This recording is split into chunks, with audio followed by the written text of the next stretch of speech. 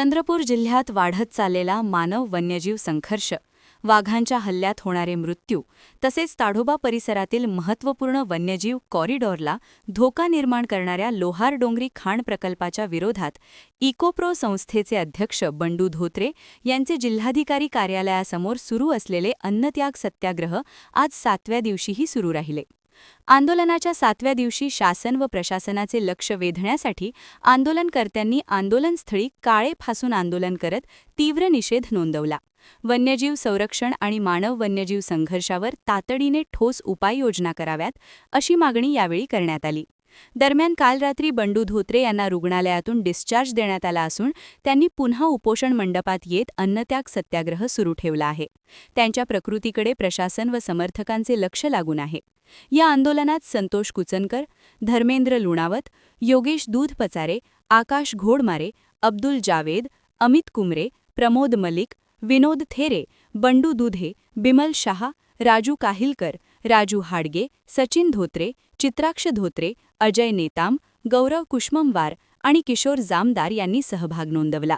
आंदोलनाला स्थानकवासी जैन समाज, गोंडवाना गणतंत्र पार्टी, JCI चंद्रपूर, अखिल भारतीय जनवादी महिला संघटन, हॅबिटॅट कन्झर्वेशन सोसायटी, ज्येष्ठ नागरिक संघ, doctor Babasaheb Ambedkar national association of engineers Chandrapur, राज्य सरकारी गट ड चतुर्थ श्रेणी कर्मचारी मध्यवर्ती महासंघ महाराष्ट्र तसेच गुरुकुल शिक्षा संस्था यांनी समर्थन दिले आहे. दरम्यान माजी खासदार नरेश पुगलिया यांनी उपोषण मंडपाला भेट देत आंदोलनकर्त्यांशी संवाद साधला व त्यांच्या मागण्यांना पाठिंबा दर्शविला. 5 मार्चपासून हा आंदोलन वेगवेगळ्या प्रतिकात्मक स्वरूपात लोकांना शासनाला लवकरात लवकर जाग यावी आणि हा विषय समजून घेण्याचा प्रयत्न शासनाने करावा. या प्रयत्नामध्ये आम्ही गेले 7 दिवस या प्रयत्नामध्ये आहोत.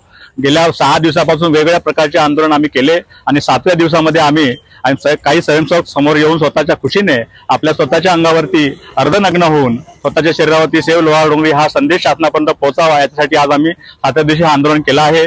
आज जर शासनाला परत या गोष्टीची दखल नाही घेतली तर या आंदोलन या समोरच्या दिवसामध्ये कसं प्रतिकात्मक स्वरूपात पुन्हा तीव्र कसं करता याचा प्रयत्न आम्ही करू आणि आज या गोष्टीची जर दखल शासनाने घेतली नाही तर हे याचे मुख्य पडसाद खूप मोठ्या प्रमाणात शासनाला भोगावे लागतील असा आम्ही संदेश देतो.